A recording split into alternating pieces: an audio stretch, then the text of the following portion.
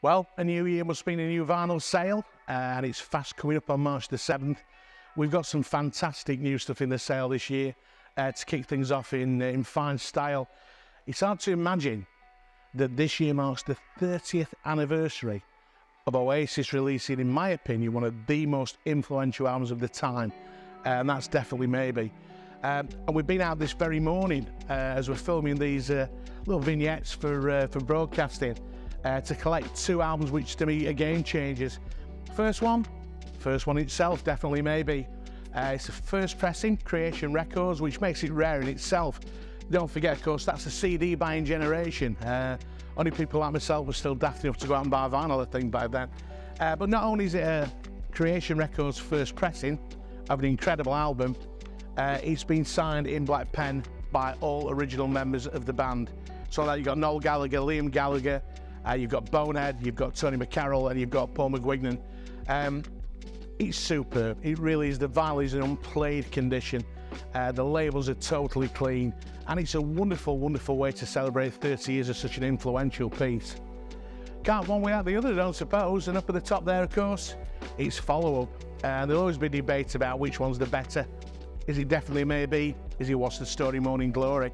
To me, it's definitely Maybe, but I'll always call controversy. But if any album ever shaped or represented the cult that was Britpop, then it's got to be What's the Story, Morning Glory. And again, not only is it a Creation Records first pressing of this wonderful album with the original photographs on the inner sleeve, again, it's been signed in black pen by all 5 original members of the band. The vendor was involved in the music industry, in a band himself in the Midlands area at that time, and as tended to be, they got to know people in the different labels, through Creation Records. He very cheekily asked if there's any chance of getting the first album signed, which they duly delivered one to him, which was very nice of him. So he thought he'd try it again with a second, and he got lucky. So you've got two wonderful looks back at an era that will probably never be replicated.